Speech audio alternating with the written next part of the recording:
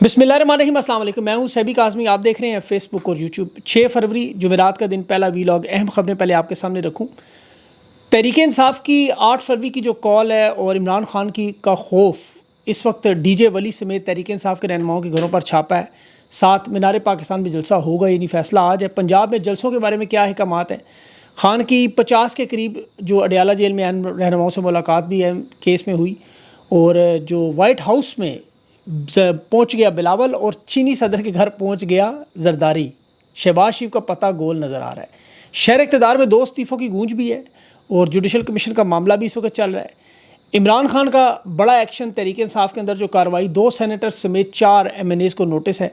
आज़म स्वाति ने भी आज PTI रहनुमाओं की जो जेल में नज़रअंदाज की है वो शिकायत इमरान खान तक पहुँचाने की बात की।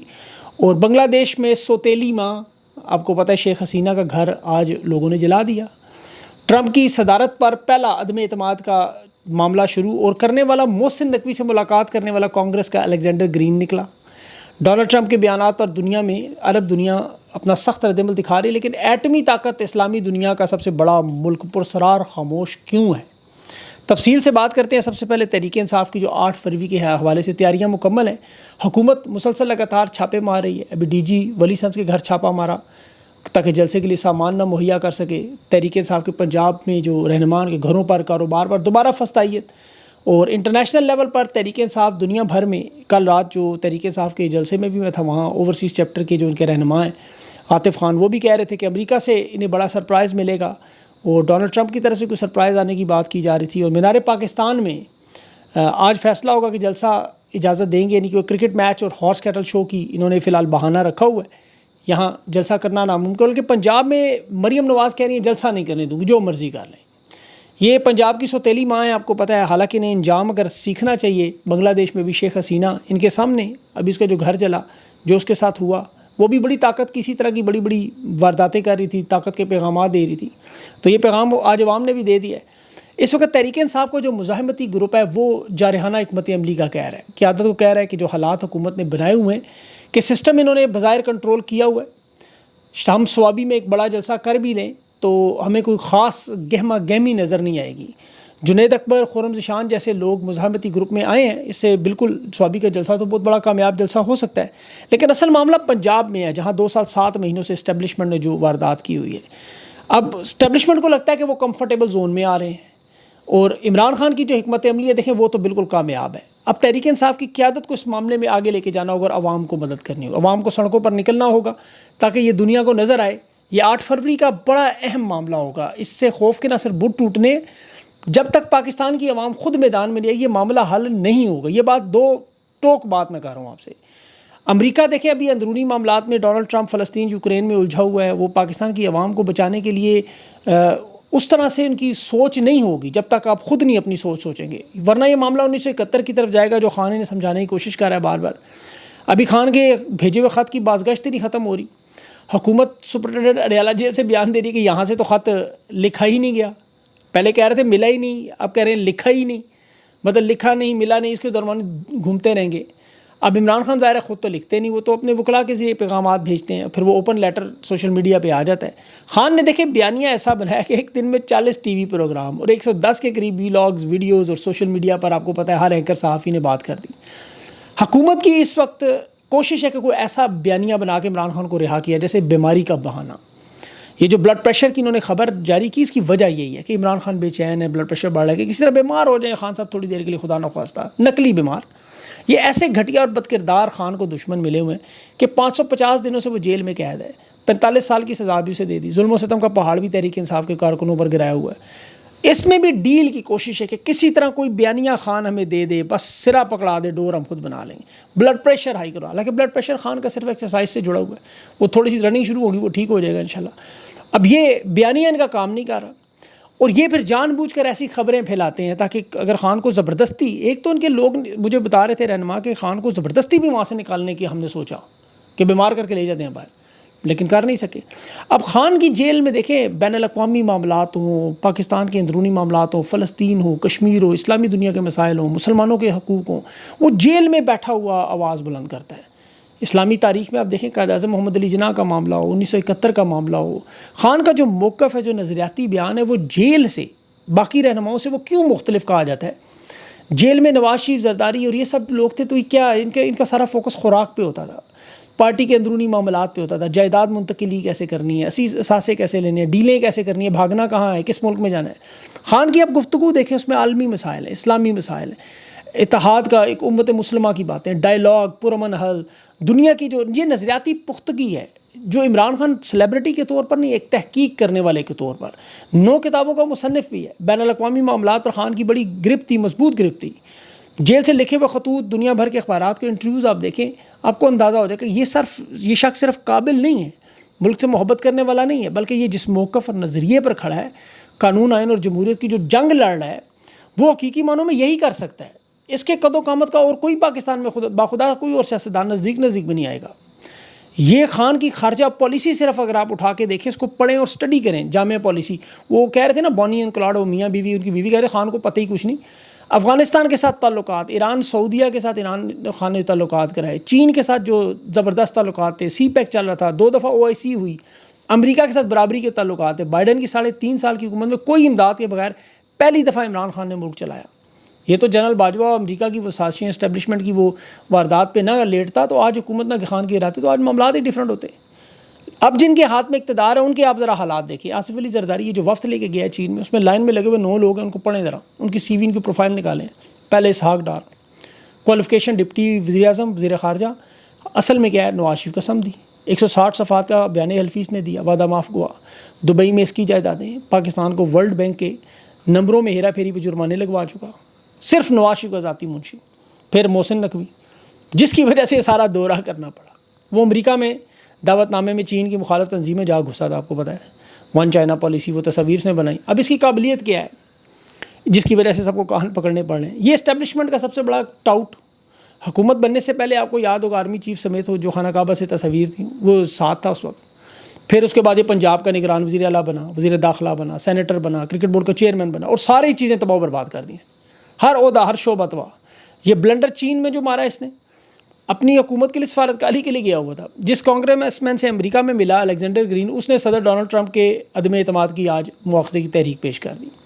ابھی حلف اٹھائے اس کو 15 دن بھی نہیں ہوئے، تو مواخذے کے عدم اعتماد کی تحریک شروع کرنے والا وہ شخص جسے محسن نقوی وہاں ملاقات کر رہا ہے، یہ ان کی سفارتکاری کا لیول ہے۔ پھر جس شخص سے بھی یہ امریکہ میں ملا، اس کی فری عمران خان کی ٹویٹ، وہ جو ولسن نامی کانگریس مین جس سے اس نے خصوصی ملاقات کی سیکیورٹی کے حوالے سے، اس نے 8 دفعہ عمران خان کی رہائی کی ٹویٹ کر دی ہے، 8 دفعہ، اور وہ بار بار، یہ ان کی آپ کو دماغی حالت آپ کو سمجھ سکتے ہیں، خارجہ پالیسی سمجھ سکتے ہیں۔ اب بلاول کو ڈونلڈ ٹرمپ کے ناشتے پر بھیجا، وہ ہم جنس تنظیموں کی حقوق کے تحفظ کے لیے وہاں نمائندگی کے بہانے ٹرمپ کے پاس پہنچ کے ایک تصویر بنانے کی کوشش کر رہا ہے، کسی طرح کی ایک تصویر بنا لیں بس۔ اب چین کے دورے کی دوبارہ بات کرتا ہوں، میں پھر بھول جاؤں گا۔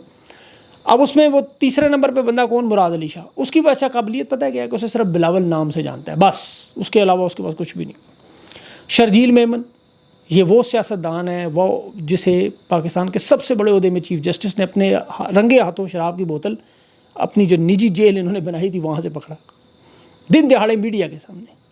کرپشن میں اس کا ایک الگ ہی مقام ہے، اتنی کرپشن ہے۔ اور ڈاکٹر آصف زرداری کا ذاتی معالج، ان کی قابلیت یہ ہے کہ کہتے ہیں زرداری کا جو مردہ گھوڑا ہے اسے بھی زندہ کر دیتا ہے، ایسی دوائی اس کے پاس موجود ہے۔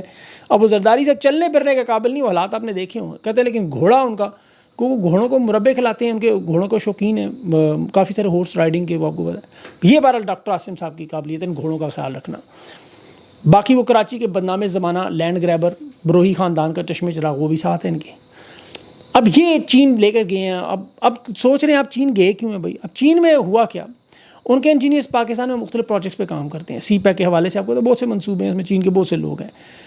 پچھلے چند مہینوں میں آپ 2024 کے آخر اور 25 کے شروع میں 5 بڑے حملے ہوئے، 5 اس میں خیبر پختونخوا میں چینی انجینئرز ہلاک ہوئے۔ اب ان کے جب اداروں نے تحقیقات کی تو پتہ چلا 5 خیبر پختونخوا میں، 2 کراچی میں، اور باقی کراچی کی فیکٹری میں ان کے 2 مزید مارے گئے۔ یہ جو 5-6 بڑے کیسز ہوئے، اس میں شہباز شریف نے شی جی پنگ سے وعدہ کیا تھا کہ آئندہ نہیں ہوگا، اور اس کے ساتھ ہی ہوا۔ چین نے کہا ہم اپنی فوج بھیجتے ہیں، انہوں نے کہا نہیں۔ اس میں اب ملوث کو نکلے پاکستانی سیکورٹی اہلکار، وہ کہہ رہے ہیں یا تو براہ راست سے ملوث ہے یا ان کے پاس معلومات تھیں، انہوں نے حملہ روکا نہیں۔ دونوں صورتوں میں چین ناراض، اور وہ کہہ رہے ہیں کہ یہ سابقہ جو بائیڈن کی ایڈمنسٹریشن کے کہنے پر ہوا تھا سارا، چین کی ناراضگی۔ پھر یہ محسن نقوی جو مخالف تنظیم کے فنکشن میں گھسا۔ اب جس طرح کرکٹ محسن نقوی نے تباہ کی، میڈیا تباہ کی، 26 نومبر کا مرکزی مجرم، خارجہ تعلقات میں اب چین کے ساتھ تباہ کرنے میں کتنا بڑا نقصان. پھر ٹھگی کے بادشاہ آصف زرداری کو میدان میں لایا گیا، اور ایک طرف امریکہ سے امداد تو بند ہوئی ہے، دوسرا آپ کو پتہ ہے وہاں سے خان کی رہائی کا مطالبہ بھی آ رہا ہے، پھر وہ ان کے الیکشن کو بھی تسلیم نہیں کر رہے. شہباز شریف کی تو ٹویٹ کا نہ ڈونلڈ ٹرمپ کی حکومت نے جواب دیا، نہ اس کو خط کے جواب دیا. اوپر سے امریکہ چین کی جو تجارتی لڑائی میں نے کل آپ کو بتائی تھی، اس کا یہ بہت بڑا نقصان جو ہے وہ پاکستان کو ہے. تو یہ پہنچ گئے ہیں وہاں زرداری چین. اب وہاں اچانک خوش آمدید کہا گیا، استقبال وہ ایسے ہی ہے جیسے آپ کے پاس کوئی آیت مہمان چائے پلا دیں، کام نہ کریں. چین نے وہی کام کیا ہے. ویسے بھی وہ مداخلت پر یقین نہیں رکھتے، کسی ملک کے اندرونی معاملے میں دخل اندازی نہیں کی. یہ ون چائنا کی پالیسی ہے. کسی فرد یا حکومت کے ساتھ کے تعلقات نہیں ہوتے، وہ صرف اپنی معیشت، اپنے سفارتی مفادات کے تحفظ کا. قیادت جس ملک میں جو مرضی ہو، ان کی پالیسیز بس چلتی رہیں ہمارے حق میں، ان سے کوئی فرق نہیں پڑتا. آصف زرداری نے بیان دیا امریکہ کے لیے کہ جس ہماری سرحدیں چین سے ملتی ہیں یہ ہمارے اتحادی پہلے ہیں. بھائی سرحدیں تو آپ کی افغانستان سے بھی ملتی ہیں، اتحاد کریں نا ان کے ساتھ میں. وہ امریکہ کو خوش کرنے کے لیے اچھا ان کے ساتھ بھی، افغانستان کے ساتھ بھی حالات ان کے اب بہتر ہوں گے، کیونکہ چین ظاہر افغانستان سے کھڑا ہوا ہے. تو اب اس سارے معاملے میں دیکھیں ان کا چونکہ سیاسی ویژن نہیں ہے، ان کو سمجھ نہیں آ رہی خارجہ پالیسی کی. یہ ان کے لیے بہت بڑا مسئلہ ہے. چین امریکہ یاد رکھیں الٹیمیٹلی پاکستان اس میں سینڈوچ بنا ہوا ہے. معاملہ آ جائے گا وہ سارا عمران خان پہ، کیونکہ عمران خان دیانتدار، ایماندار، سچا ہے. اس کے دامن میں آپ کو تو کرپشن نہیں ہے، عوام کی مقبولیت ہے، وہ کھل کے بات کرتا تھا. اب اسی لیے عمران خان جیل میں بیٹھ کے فلسطین کے لوگوں کے لیے بھی وہاں سے ٹویٹ کرتا رہا، پیغامات بھیجتا رہا وہاں سے. ابھی ڈونلڈ ٹرمپ نے جو غزہ کے معاملے کو چھیڑا ہے خالی کروانے کا، اس میں کہ دیگر ممالک میں شفٹ کر دیں، اس پر روس نے بھی مخالفت کی ہوئی ہے، چین نے بھی مخالفت کی ہوئی ہے، عرب دنیا ہے، آسٹریلیا ہے، بلکہ ایسے سے غریب ممالک، نمیبیا، کولمبیا، بولیویا، چلی، ہنڈروس کا نام آپ نے نہیں سنا، بلیز، میں نے بھی پہلی دفعہ بلیز سنا. اب یہ غریب ترین ملک ہیں، یہ کہہ رہے ہیں کہ اسرائیل جرائم میں شامل ہے، فلسطین کی اس کی کارروائی کرے اس کے خلاف. اور واحد 7 لاکھ کی فوج رکھنے والا طاقتور ایٹمی پاکستانی اسلامی ملک، اس کے آرمی چیف جو سوشل میڈیا پر انتشاری، فسادی، کشمیر کی پالیسی، ہندوستان کی پالیسی، اس کے بیانات دیتے رہتے ہیں آرمی چیف، لیکن فلسطین کے بارے میں بات ہے اسرائیل کے خلاف کوئی اسٹیٹمنٹ. میری تو خواہش ہے army chief general Asim Munir صاحب کھڑے ہو کہ اسرائیل ٹھہر جائے، تو نکل باہر یہاں سے. کوئی جواب نہیں. نواز شریف، شہباز شریف، مریم نواز، خیر ان کی تو اتنی اوقات ہی نہیں، لیکن عاصم منیر صاحب بولے نا ذرا، ان کو چاہیے. لیکن اب چونکہ طاقتور بہت بڑا ہے ان سے، اسرائیل سے بہت زیادہ طاقتور ہے، یہ بھی نہیں بولتے، وہ 58 اسلامی ملک بھی نہیں بولتے. فلسطین کے معاملے پر تو سوائے لبنان، یمن اور کسی حد تک ایران کے علاوہ تو کسی نے مدد ہی نہیں کی. لبنان، یمن اور ایران نے نقصان اٹھایا جو پچھلے 14 مہینوں میں، اس میں 4000 دیکھیں ان کے مزاحمت کار اور 2000 اسرائیلی فوجی. یہ سارا معاملہ جو ان کی نقصان ہوا دونوں اطراف کو، 10 لیڈرشپ کے اسرائیل نے مار دیے ان کے. اب جو حالات ہیں وہ یہی ہیں کہ 30 کلومیٹر دور جو ہے وہ مزاحمت کار چلے جائیں گے اور اسرائیل کی فوج وہ قبضہ چھوڑ دے گی. اب جو لوگ رہ گئے انہیں ڈونلڈ ٹرمپ کہتا ہے غزہ کے لوگوں کو علاقہ خالی کروا دوں گا، جس پہ عدم اعتماد کی امریکہ میں اس کے خلاف وہ آج امپیچمنٹ کی پہلا آ گیا سامنے. اب دیکھنا یہ ہے کہ اس پہ ہوگا کہ یہ بڑی انٹرسٹنگ صورتحال بدلتی، اس کے امپیکٹ پاکستان میں کیا آئیں گے، یہ بڑا امپورٹنٹ ہے. عدلیہ کے حوالے سے بات کر لوں، اس میں تو پتہ ہے جس طرح چیف جسٹس عامر فاروق نے سینیارٹی کی اٹھا کے ماری، 15ویں نمبر کے جج کو اٹھا کے سینئر پیونی بنایا. اب محسن اختر کیانی اور میاں گل حسن یہ دونوں سینئر جج تھے. جو اسلام آباد میں کورٹ رپورٹرز ہیں وہ تو کہہ رہے ہیں یہ دونوں استعفے کا سوچ رہے ہیں، لیکن میری خبریں ایسی نہیں ہیں کہ وہ استعفے کا نہیں سوچ رہے. یہ آفریدی نے جس طرح بائی پاس کیا عامر فاروق، اس کو منیب اختر کو اور منصور شاہ کو، اس طرح یہاں بھی کیا گیا.